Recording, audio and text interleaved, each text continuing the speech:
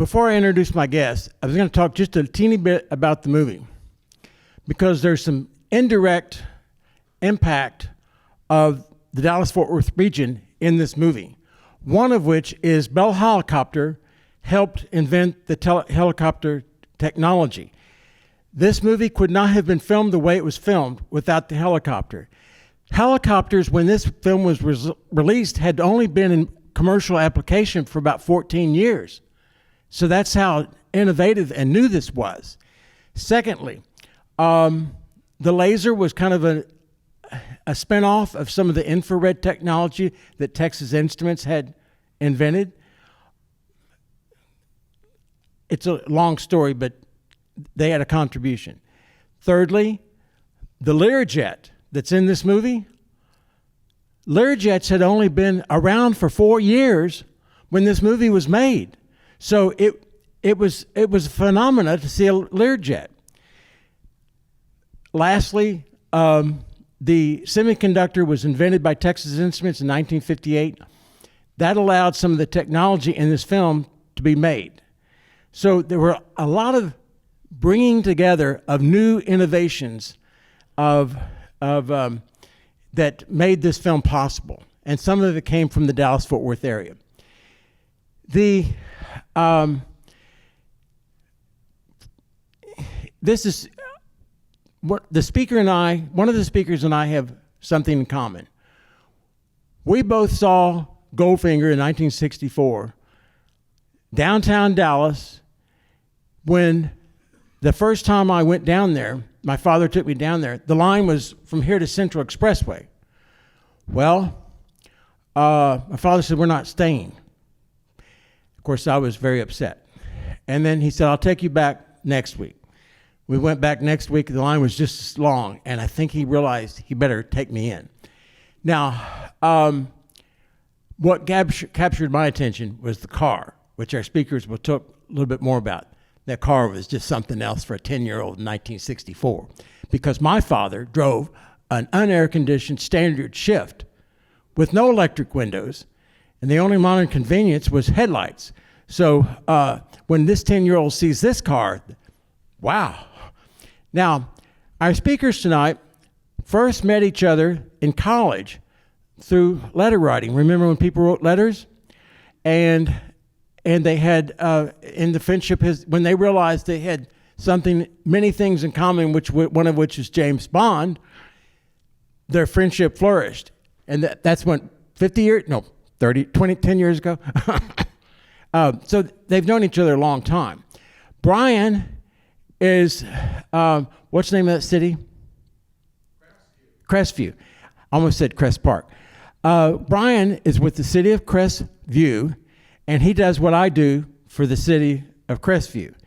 He's their cultural arts person, and they couldn't have a better gift because not only has he a passion for this subject, he has an eye for art. He has an eye for history, and putting those two together is dynamite. Then our other speaker is Clyde Ponder. Now, Clyde and I have another thing in common besides seeing Goldfinger downtown Dallas on what was then called Theater Row. One after another was theaters, and they all blinked lights. It was something. It was like going to Vegas, and but we saw The Sound of Music on Lovers Lane at the Inwood Theater. Again, lines for weeks and weeks and weeks, and it was on there for almost over a year, wasn't it? That was the longest time a film has ever run at that theater, was Sound of Music for 1 year. It is my honor to introduce Clyde Ponder, whose posters he has graciously donated to me, and I thank you so much. He's graciously lent them to the library for the duration of April. So take a look at them before you leave tonight. And then it's my honor to introduce Clyde Ponder and Brian Hughes to introduce Goldfinger 1964.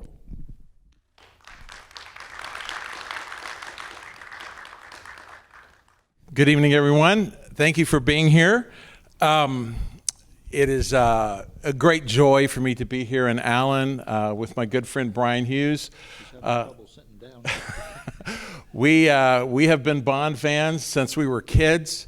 We have known each other for 40 years, and there isn't a time that we get together we don't talk about James Bond. So tonight, we wanted to do a couple of things. We're very glad that you're here to celebrate James Bond with us. We are going to talk about not only Goldfinger, but the first decade of James Bond films, the critical decade from 1962 to 1972. The time Dr. No was released up through Sean Connery's last official James Bond movie, Diamonds Are Forever. So this year, it's not exactly the 60th year of the films. Actually, Dr. No played mostly in the United States in early 1963, but it's also the 70th anniversary of the publishing of Ian Fleming's first James Bond novel, Casino Royale. So let's just give them a little taste of the 60th anniversary of the films. And if I may say so myself, I would just like to welcome all of you here tonight and thank you for that big Texas hospitality that I've been enjoying since I've been here. And we hope what we're going to tell you will be informative and entertaining, but it is a phenomenal, they call it the James Bond phenomenon, and it is something that established a cinema icon and a whole bunch of rip-offs. So we'll talk a little about that in a minute, but first, why don't we go ahead and take a look at what we have up here. All right. So first we want to talk a little bit about the actual creator of James Bond, Ian Fleming. Now, as Brian has said many times, I watch the movies, I don't read the books. So I'm going to turn the Ian Fleming portion of the program over to the book reader over here, Mr. Hughes. Thank you. Commander Ian Lancaster Fleming came from a very privileged background. He tried his hand at banking, somehow managed to get into journalism. He actually had a scoop when there was a trial in the Soviet Union with several British journalists who were accused of spying. It was a show trial. It was something they used to do in Russia. And he eventually got recruited into the British Secret Service. Something I encourage you to do is look at this wonderful two-part, I think it's a two-part, miniseries called Fleming. Stars Dominic Cooper as Ian Fleming. It's, of course, a little puffed up to make it more exciting, but it really does a lot of good background on Commander Fleming. He had tried a lot of stuff as assistant to the director of naval intelligence in World War II, who is Admiral Godfrey. Some of the stuff he tried worked, some of it didn't, but he was the guy behind the most incredible, it's my absolute favorite operation of World War II called Operation Mincemeat, and the 80th anniversary of Mincemeat is in a couple of weekends in end of April. And some of the things he tried, like I said, they worked, they didn't work. They worked when he started writing the James Bond books. And is this the part where I read this great, wonderful first line? Absolutely. Thank you. Here, Q gave us this great device here, and I'm going to let Clyde play with it for a while. But if there was ever a way to open a complete phenomenon, not just books, but motion pictures, it's this one line that kind of just kicks off everything about James Bond. So if I may share it with you now, it is the scent and smoke and sweat of a casino are nauseating at 3 a.m. Very typical of Fleming's writing, very evocative, very illustrative, very descriptive, and the whole Bond series is like that, and that's why when they would make a James Bond film and base it solely on the book rather than bringing in all kinds of outside stuff, you had an excellent, excellent movie.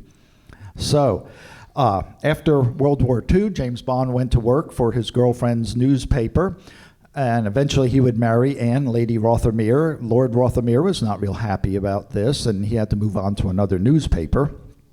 But he would bring all of these experiences from World War II into his James Bond character. So, that said, what else do we have? Well, a lot of people say, well, how did James Bond, how did he come up with that name? Well, Ian Fleming wrote many of his Bond books at his Jamaican estate, Goldeneye. That was the name of a later Bond movie.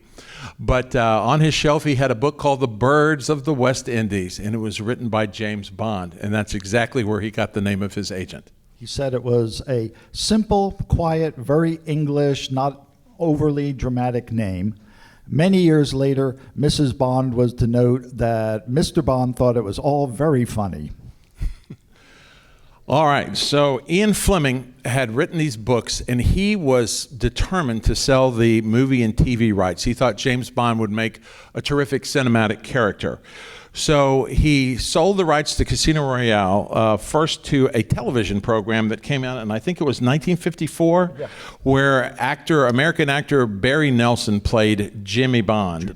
And it was on, the Climax Mystery Theater. CBS Climax Mystery Theater. So then in 1960, a producer named Charles Feldman got the rights to Casino Royale and just held on to it.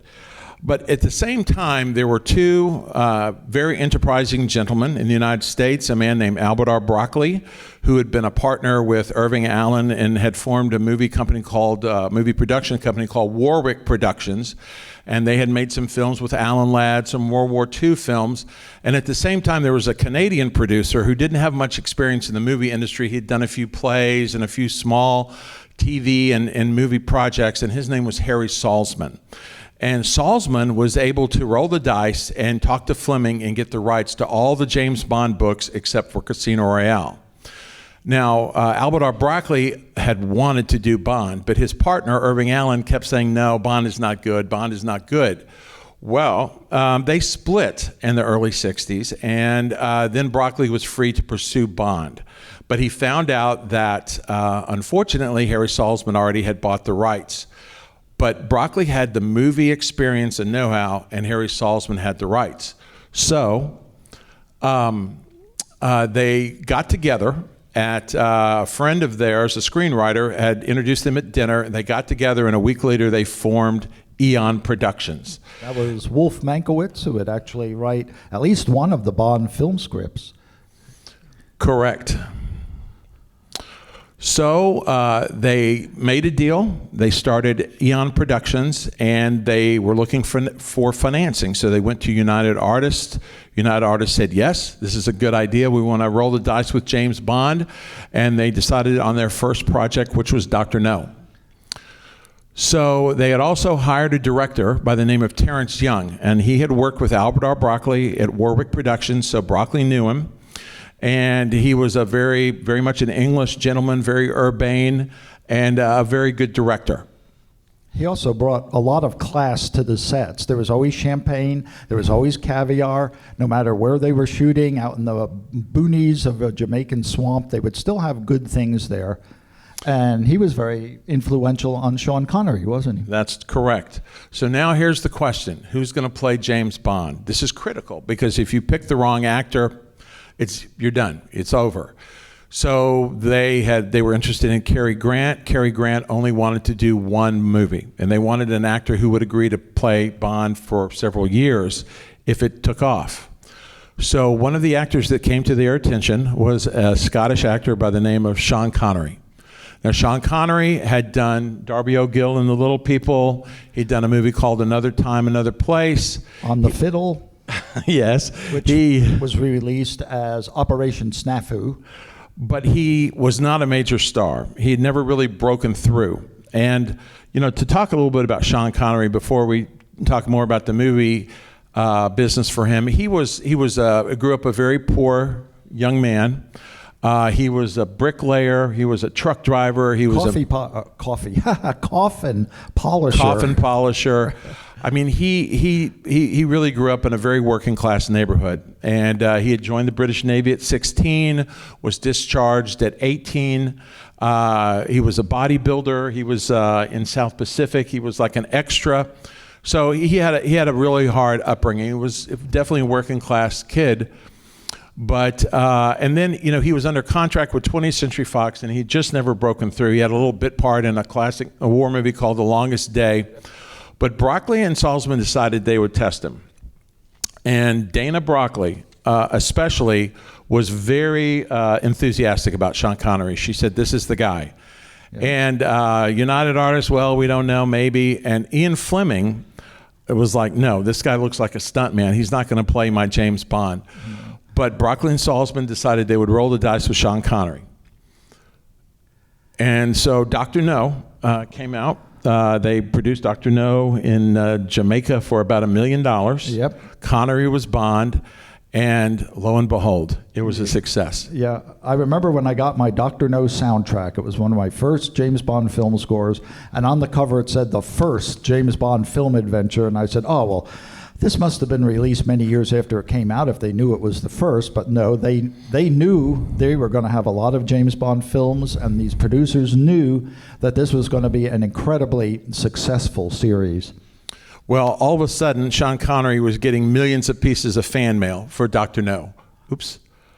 Okay, so let's talk a little bit about some of the reasons for the success And of part Bond. of it was a continuity between all of the James Bond films, and that included bringing back the same actors film after film. And for film goers, these were like parts of your family almost, because you knew there was going to be interaction that was always kind of cute, with a little double entendre maybe between James Bond and Miss Moneypenny. And then his boss M was played by a very distinguished English actor named Bernard Lee. And Bernard Lee had been in war films and dramas. He was just a wonderful, wonderful actor. And to land him as James Bond's boss M was quite a big feather in the cap of the producers. And then there's Q, our friend Q, Desmond Llewellyn. He was just a magnificent person. Clyde actually got to speak with him several times. And Great guy, great old man. Yeah. So the next, I think, reason for the success of the formula were the fantastic sets. And again, Brian is an architecture major, so he can really speak to this and talk about Ken Adam and Sid Cain. Yep. Sir Ken Adam was a German escapee from Nazi Germany and actually ended up joining the Royal Air Force and flying against his native Luftwaffe in World War II. But one of the things that Ken Adam loved to play with was a style of architecture called postmodernism. These sets that he would do, this was inside of a volcano in Japan. It was at that time one of the biggest sets ever constructed indoors for a film. It was on the Pinewood backlot. And you can see what it had. It had a functioning monorail. It had a rocket ship that took off. Helicopters could land on the helipad, which traveled on rails that moved out. There was just always stuff going on in that. It was just this dazzling, incredible set. Let's see, and this is one of my absolute favorite sets that he did. This was a penthouse apartment in Las Vegas, and I always thought that was just the epitome of class.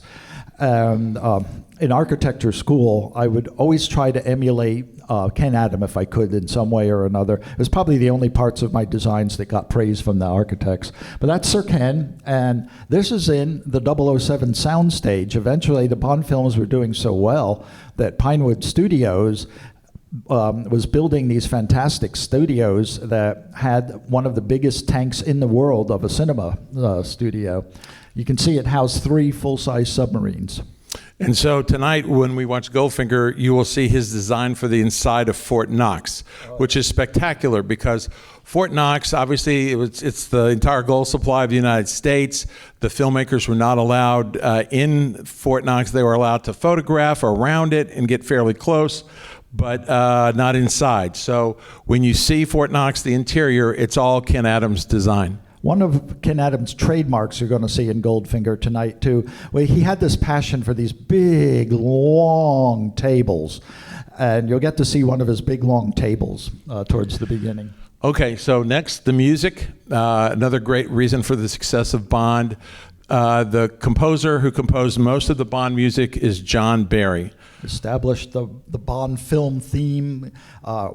He orchestrated the James Bond theme for Dr. No.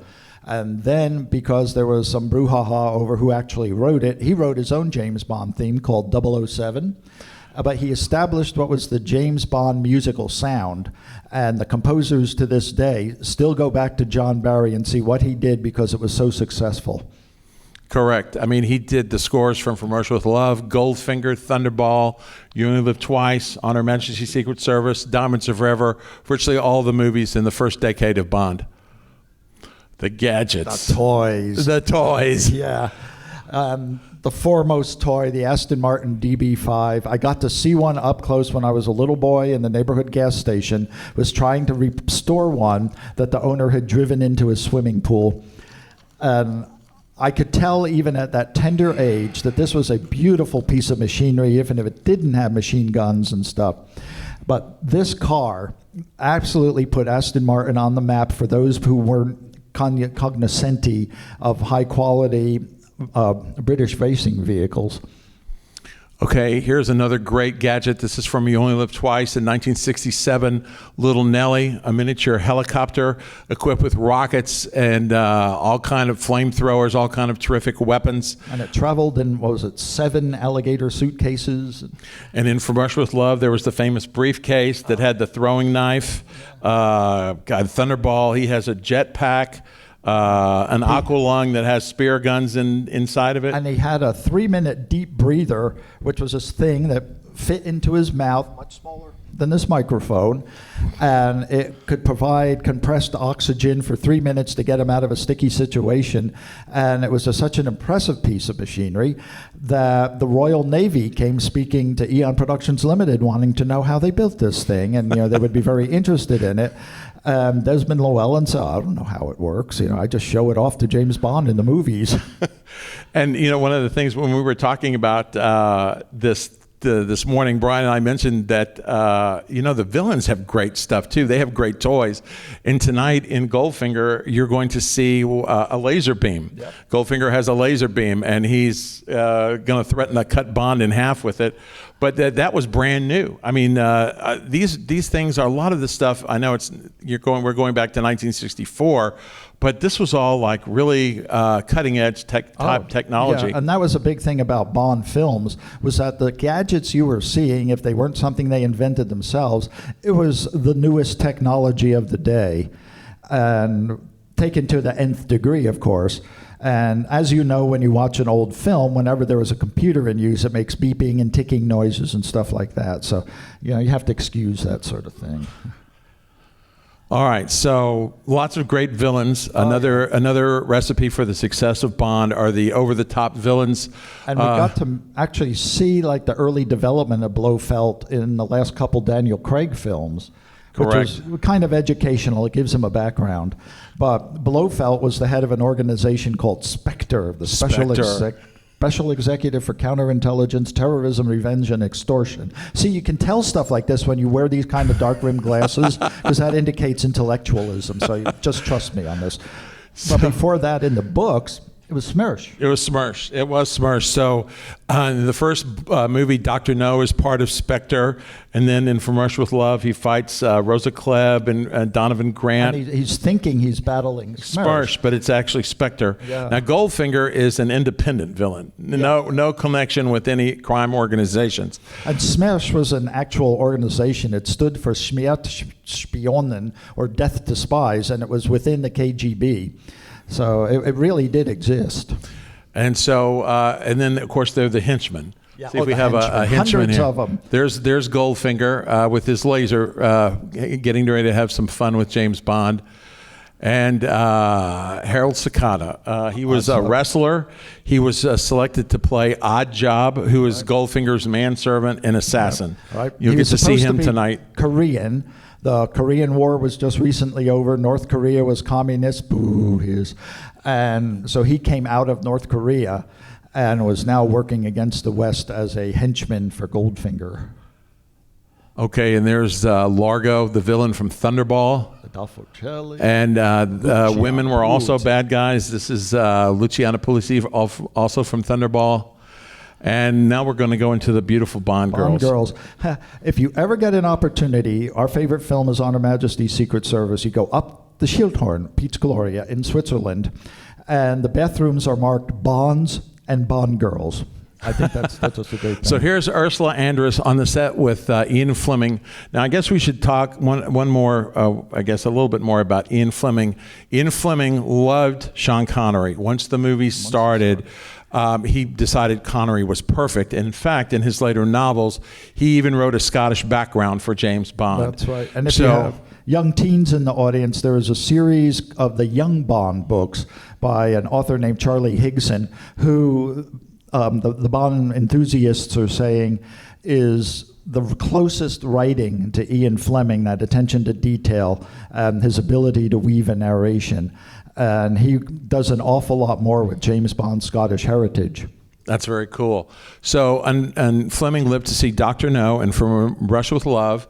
There are photos of him on the set of Goldfinger, but sadly he passed away before Goldfinger came out. So he saw it become a success, but he did not live to see it become the super phenomenon that it did. If you need a piece of trivia for cocktail parties, his last words were, "Terribly sorry to have troubled you chaps," to the ambulance drivers who were driving him off after his last heart attack. Daniela Bianchi, beautiful. Tatiana Romanova from Russia with Love.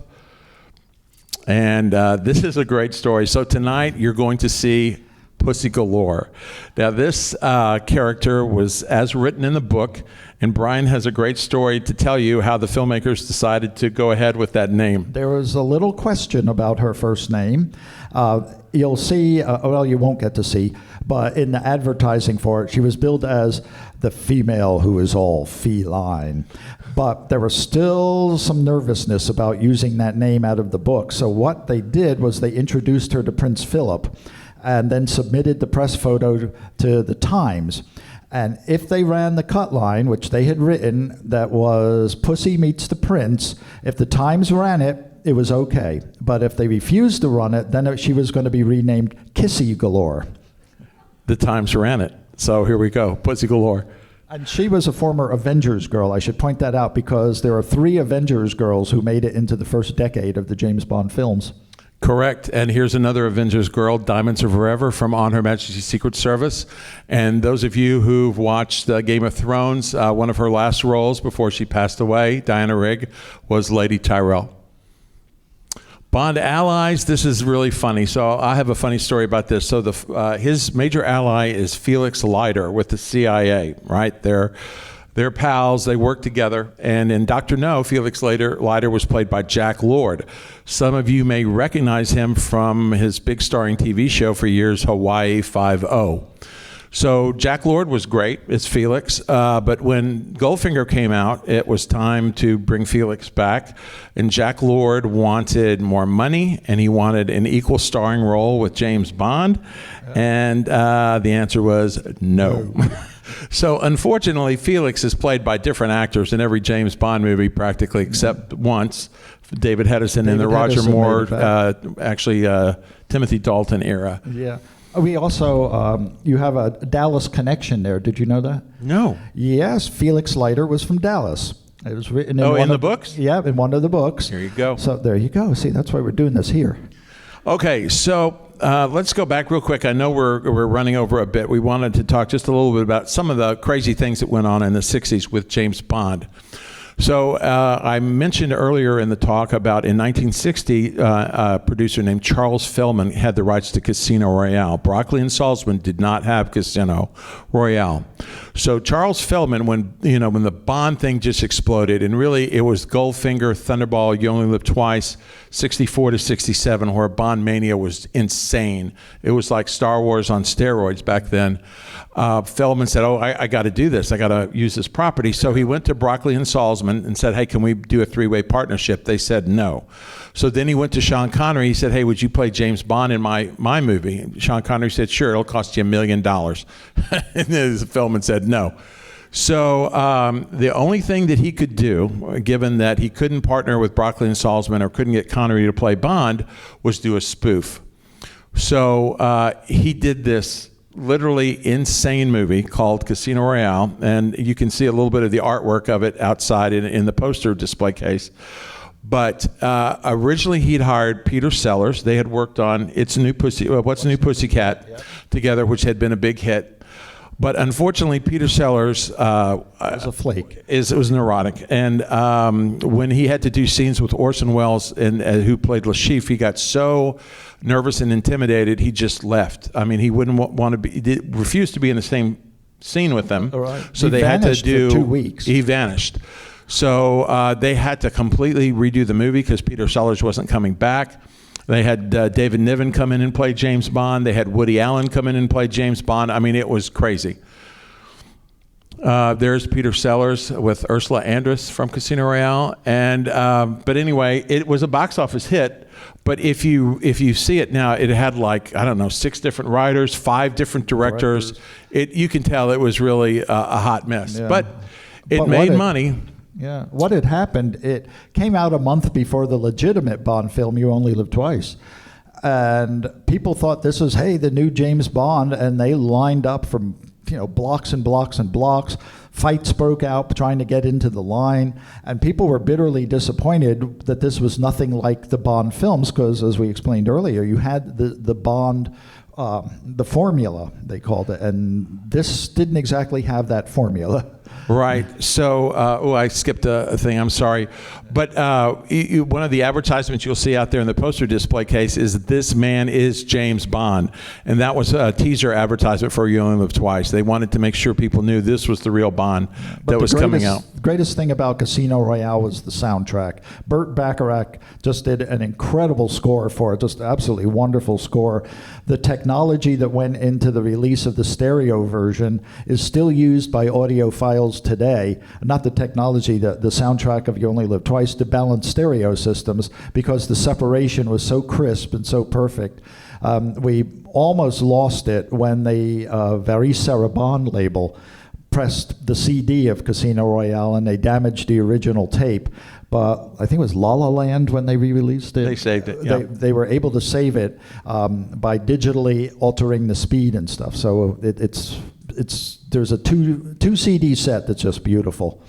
Okay, so after You Only Live Twice, Sean Connery basically said, "I'm done."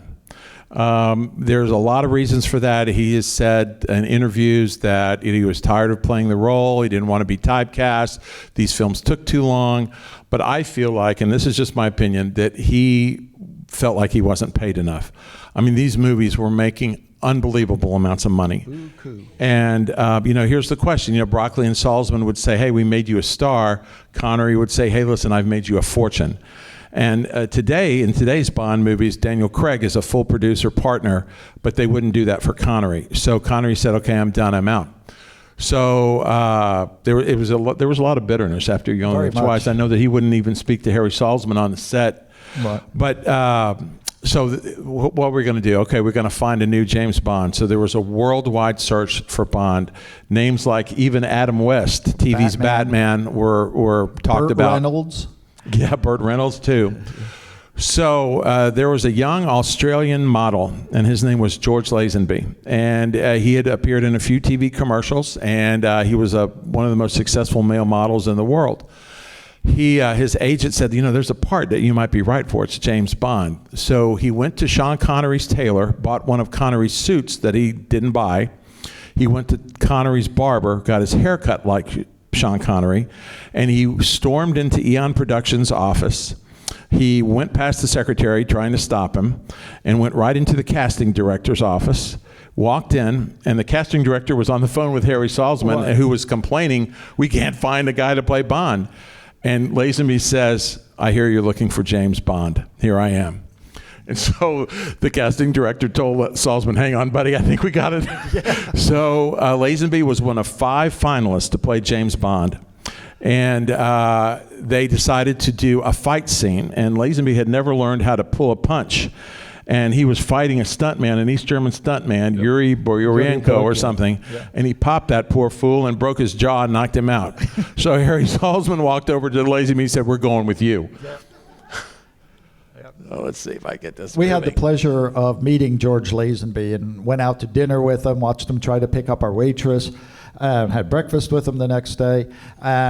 Throughout the whole thing, he would just spin stories to us about the making of On Her Majesty's Secret Service. He admitted that he was an arrogant young fool, and he made one of filmdom's most classic mistakes.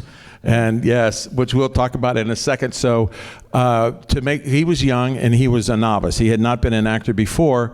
So Eon Productions, Broccoli and Salzman, and the director cast very well-known and established actors to play with him. Diana Rigg from TV's Avengers was his female co-star. Telly Savalas was the Blofeld, his nemesis. And so Lazenby, I think, did a pretty good job. The movie is fantastic. Directors like Christopher Nolan and others have talked about Her Majesty's Secret Service as being their favorite Bond movie. It's always in the top 10 list. Yep. But here's the mistake. So Lazenby had not an agent, but a friend named Ronan O'Reilly, who was a kind of a hip guy in London at the time. And he told Lazenby, listen, Bond is dead. This is a 60s thing. You need to get out of this. You're not going to go anywhere with Bond. So before Her Majesty's Secret Service had even stopped filming, Lazenby announced, I'm not doing any more. I'm done. And Broccoli and Salzman offered him a huge 10-year, 7-movie contract, and he said no. They sent Telly Savalas to try to intimidate him. And it didn't work. You can't intimidate Australians. So Lazenby was out, and the movie did very well at the box office. It didn't do as well as the last few Connery Bonds, but it did well, but Lazenby wasn't coming back. So here we go, the return of Sean Connery. So Broccoli and Salzman, again, you have to find another Bond. So they had decided they wanted to use John Gavin, who you might remember was in Psycho and Spartacus and a few movies in the early 60s. But the United Artists and the chief of United Artists was a guy named David Picker. And he decided, you know what, I don't want to go with Gavin. Let's try Connery one more time. So he flew to London, the head of United Artists, to talk to Connery. And Connery he was actually a very generous man and very much pro-Scotland. And he wanted to fund the Scottish International Education Trust for young Scots to go to school and university in Scotland.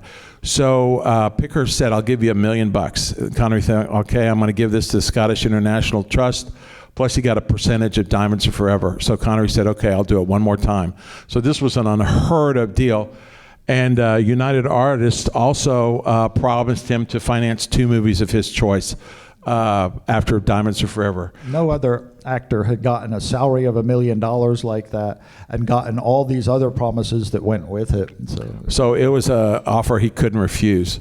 So Sean Connery comes back one more time for Diamonds Are Forever. And of course, it was very successful. It was filmed in the United States and Las Vegas. But that was Connery's last official James Bond movie. He did do another kind of offshoot of Bond called Never Say Never Again in the 80s, which was also successful. But I don't know about you, but Connery, I don't think will ever be touched. All the subsequent Bonds, Roger Moore, Timothy Dalton, Pierce Brosnan, they all look up to Connery. They look at Connery as the ultimate performance of Bond. That's right. And when you watch Goldfinger, prior to Goldfinger, Connery had just worked for Alfred Hitchcock and Marnie. So I'm sure coming back to play Bond after the stress of doing a Hitchcock film was great, but he's completely in his element in Goldfinger. And I think you'll like it a lot. Yeah. I do have to give a quick credit to my roommate who graciously posed for these pictures. He had been singing in a choral recital and came back home in his tux, and I said, I need you to do some posing for me. So well, we were going to appear in our tux, but both of us, when we went in the closet, we discovered our tuxes had shrunk over the years. Something about couldn't get in them. The humidity in a closet, I think, had something to do with it. Anyway, enjoy Goldfinger, everyone. Thank you. Thank you very much for coming out. And we'll be back and to do a Q&A quickly after Goldfinger. Yep. We'll have an outro, they call it. Isn't that what they call it? Outro. Okay. Q&A afterwards. I was going to make 2 points. When you're looking at hearing these salaries like $1 million in 1967, I did on the calculator, I did what they call it the consumer price index. That's $20 million today. Yeah, there's a lot of money. Secondly, Ian Fleming was one of John F. Kennedy's favorite authors. One reason, they were both naval people. They had been in World War II together. And at the end of the day, after Kennedy had dealt with all these crises, it was an escape. And he was so looking forward to having a private showing of Goldfinger at the White House. And he didn't. He died in November, and it was released a few months later. Right. And one more thing I just want to say, I almost forgot, and that is, please remember that this movie was made in 1964. There are probably some very politically incorrect moments and potentially offensive moments in the film, but please just take it, for when it was. It was a product of its era in the mid-'60s, and just enjoy it for what it was, pure entertainment. I was your age when I first saw this, a long time ago. Any questions? We had the experts, the international experts in Bond here on our stage. Questions, comments, protests. You can say what you want. So, what'd you think? I have a question. Yes. Did Ian Fleming ever have a cameo role in the first two? Great question, and the answer is not that I know of. No. Yeah, he Stay would under the visit the light. sets now and then, but Brian, stay under the light. oh, Thank you, Amy. No, but as far as I know, he never did. Great question, though. What other questions about Goldfinger would you guys like to ask? I heard that Sean Connery was actually bald, that he was wearing a wig and those things. That's true. it's true. As the years went by, he started getting bigger and bigger hair pieces. That's right. And so, yes, in Goldfinger, and I think actually in From Russia with Love, too, he had a hairpiece. Yeah, and Absolutely Thunderball- true. But they did have a barber on set in Thunderball that took care of his back and shoulders. So a couple of things. Let me just say about Goldfinger. This is really interesting fact about the book and the movie. In the book, Goldfinger was going to steal the gold, and the filmmakers felt that plot was so ludicrous that they have this great scene where Connery explains why stealing the gold would be literally impossible. So they came up with a new plot where Goldfinger was going to explode an atomic device in Did Fort Knox. anybody recognize Mr. Ling, the Chinese gentleman? That was Burt Kwok. That was the Pink Panther. What's his face? Kato. Kato, Kato, yeah, yes, Inspector from the Clouseau. Pink Panther movies. But he shows up in 2 more James Bond films. He was in the spoof Casino Royale, and then he was also in You Only Live You Twice. only live twice. That's right. So let's see what other Goldfinger trivia was there. I wanted to mention. Of course, we talked a little bit about the laser thing that was very new and innovative, and obviously the Fort Knox set was fantastic. But what other questions? Anybody else want to ask a question? Did you ask the prize questions? Oh yeah, we have. Okay, so we have 2 Blu-ray discs that we're going to give away to say thank you for coming tonight. That's right. So we have the Blu-ray of Goldfinger, which you just saw. And then we also have one of Casino Royale, not the original Casino Royale, but Daniel Craig's The Daniel debut. Craig Casino Yeah. Royale. Okay. Which So wasn't here's so bad. question number 1. The first person that can answer this correctly gets, which one should we give away first? Casino Royale? Yeah. Casino Okay. Royale. So if you want Casino Royale, raise your hand if you can name 3 gadgets on the Aston Martin DB5. Back Yes, sir. here, he raised his hands first. And a bathroom is not one of them. Yeah. Let's say there were machine guns. 1, There was a bulletproof screen that came out of the truck. 2. Two. And there was an ejector seat for the passenger. Give that man Yeah. Casino Royale. Well done. Very well done, sir. Okay, here's our second question for a Blu-ray copy of Goldfinger. Goldfinger. Name the company that Goldfinger owned in Switzerland. Yes, sir. Wait. All right, let's give someone else a chance. Oric Enterprises. Boom. Oric Give that man Enterprises. Goldfinger. Very good, Congratulations. very good. All right.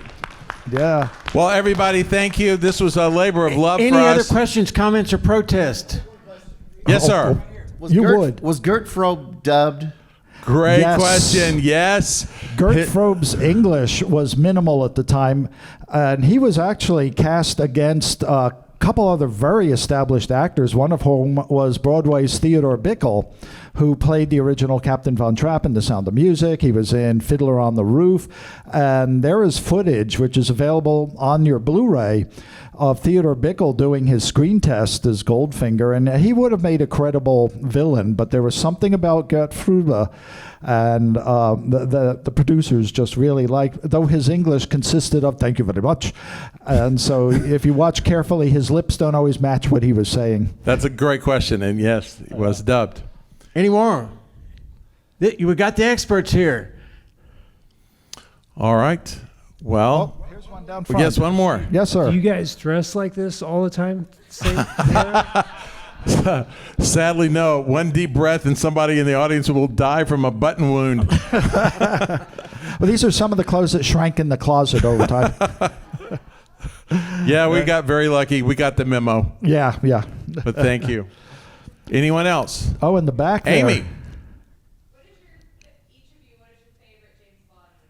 Let me repeat the question. What is your favorite James Bond movie? On Her Majesty's Secret Service. Does that the- answer your question?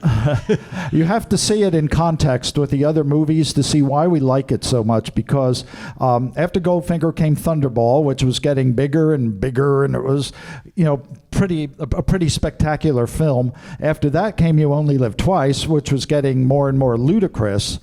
And then along comes On Her Majesty's Secret Service. No James Bond, a brand new guy as or no more Sean Connery, brand new guy as James Bond.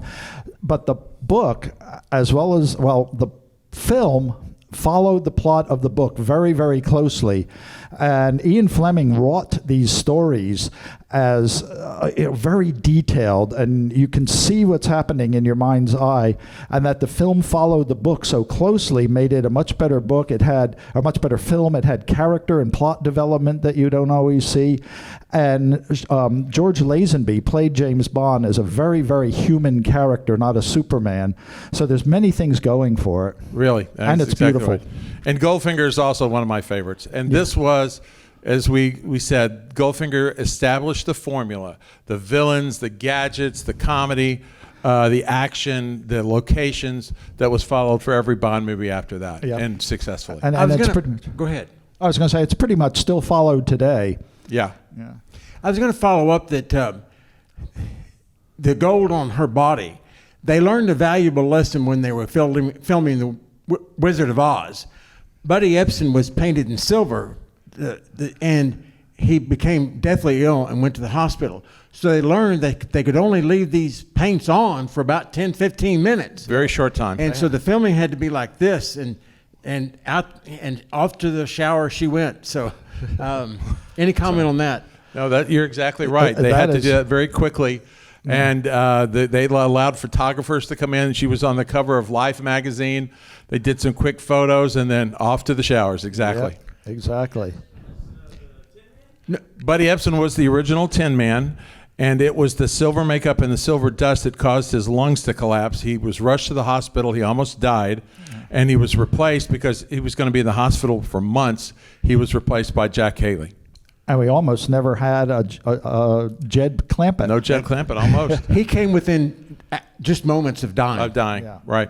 Yeah. We have a question back here and in the back. I don't know which movie it was, but where they used Arecibo in Puerto Rico. Did they have any of that as in the film, or was it all set? Okay. A film that was made in Puerto Rico, a James Bond movie? Yeah, which one was I it? think that was GoldenEye. GoldenEye. Yeah, where they GoldenEye. had Yeah, GoldenEye. they had that radar buried in a lake. Yeah, and it was Right. half and half. Usually for the close-ups and for there would have been a model to be able to control it, but because that thing was so cool, they were able to use a lot of it for the filming of GoldenEye. So they Right. did In let Puerto it Rico, use? and that was filmed there, yes. Okay. All right. Yeah. And we have Another question, yes. It's amazing how much knowledge you have. What do you do to pay the bills?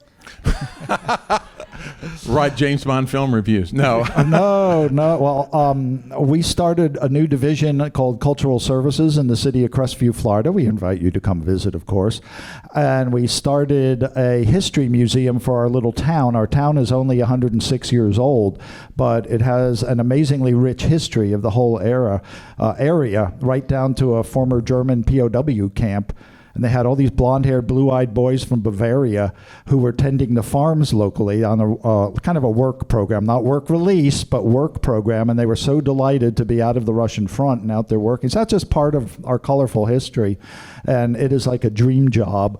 When the city manager came in my office and shut the door to discuss it with me, I thought I was getting fired, and instead he pitched this brilliant idea. So that's what I do for a living. He is the Tom Keener of Crestview, Florida. That's exactly right. And me, I have a very simple job. I just sell medical plans, though.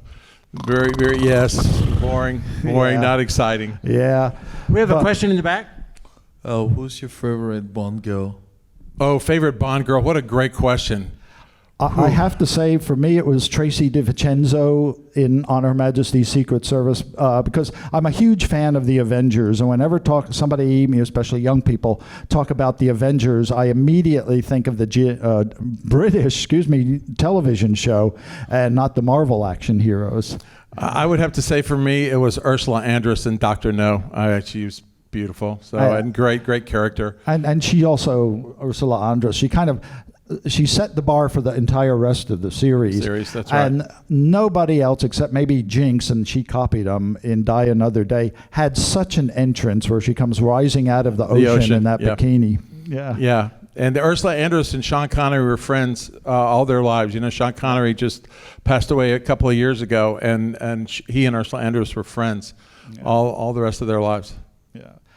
There are some, just great relationships that were built through the film series, and some that had started beforehand. For example, Lois Maxwell, who played Miss Moneypenny, was old buddies with Roger Moore from the Royal Academy of Dramatic Arts, I think. RADA. Yeah, they were in class together. So she said it really was like old home week, and we had the pleasure of meeting her and taking her to dinner. And She's a good old gal. Yeah. I have a question before I come down and answer this. Try to help this person with their question, but Sean Connery is not. Hollywood values now the pretty face, both men and women, the pretty face. Sean Connery doesn't have the pretty face, and there's a certain edge and appeal he has to women, but it's not the pretty face. Do you think Sean Connery could make it in today's Hollywood? I think yes. Oh, I mean, definitely. the thing with Connery is he had tremendous charisma. I remember my mom talking about it every time, he has that twinkle in his eye. And I had a lady that I work with at my company who had worked for Marriott before she came to my company. And she said that when Connery was shooting The Rock in San Francisco, she was working at the Marriott in San Francisco and he was staying there. And she just said when he walked into a room, he commanded complete 100% attention. No. And he adopted with Hollywood over the years as well. So, you just see how he improved and grew with each role that he did and the incredible power that he would bring to a character. Yeah. Speaking of characters, in this movie, it's nothing but characters, and which is one of the appeals that it has for me. And Hollywood doesn't seem to have as many characters like this film has. Any comment on that? No, I definitely agree. Tom, you and I have talked about that many times. The supporting characters, like we talked about, MQ, Moneypenny, the villains. You just, I don't know. I don't think you have that kind of characterization anymore. Yeah, everybody was, they were almost, I don't want to say caricatures, but each one was a very carefully defined and a character that grew on you. And each one had a specific role. So it wasn't just an actor walking through a movie. The people that they cast, I think, really became the character that they were trying to be. Agree. And you walk away and they will be indelibly in your mind. So, even if you had never seen Goldfinger before, you probably are going to have some of those people like Auric Goldfinger and, of course, James Bond. But An Odd Job. Yeah. Who can forget Odd Job in my his hat? mom met Odd Job. This is funny. He later on settled in Hawaii and opened a restaurant. And when a busload of tourists would come, he would come out and greet them. And one time, one of these busloads had Mom in them. And I get a postcard from her saying, "Oh, by the way, I met someone you might have heard of. He was in a James Bond film and he threw a hat." And that was all she could remember. And I'm just going ape. And I said, "Oh my God, my mother met Odd Job. Oh, she probably got me an autograph and everything else." So later on, when I got to talk to her when she came back home, I said, "Mom, did you get me an autograph from Harold Sakata?" At first, I had to tell her who Harold Sakata was. And then she said, "Oh, well, that never occurred to me." And I'm like, That's pretty funny. I can't. Bless What her about heart. the partnership of Salzman and Broccoli? Did they? Obviously it didn't last. They must have split up at some point in time. What happened between? Well, those? that's a great question, and I actually can answer that. So they were partners all through this first decade of Bond. Diamonds Are Forever. Then came Live and Let Die with Roger Moore. They both selected Roger Moore to be the new Bond after Connery left. And so there were two Roger Moore movies in a row, Live and Let Die and The Man with the Golden Gun. After The Man with the Golden Gun, Harry Saltzman had some terrible financial problems. He had invested heavily in Technicolor and some other enterprises that had completely collapsed, and he needed money desperately. So after a lot of negotiation, and things actually went very bad between them, Salzman sold his share to United Artists. So Albert R. Broccoli continued as the sole producer in partnership with United Artists starting in 1975. And Broccoli did his first solo movie with Roger Moore called The Spy Who Loved Me, which was hugely successful in 1977. And then I found out, maybe you told me the story, at the premiere of For Your Eyes Only in London, Cubby Broccoli invited Harry Saltzman to come to that premiere. And he was very, very happy to do that. Yeah. But Saltzman had a lot of financial problems, and so he had to sell his share in Bond. And if I was going to say, if you ever meet somebody whose last name is Broccoli, it's pretty probable that they are related to Albert R., because Albert R.'s family immigrated to the U.S. from Italy in the early 20th century, and they started a farmer market where they sold this vegetable called broccoli, and they adapted the last name. And consequently, anybody today whose name is Broccoli is related to Albert R. and his family.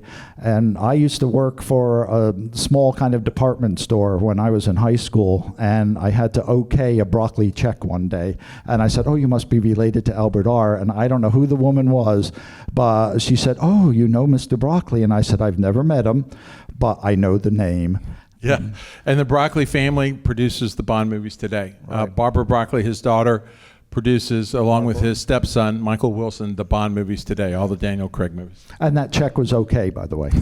Didn't bounce.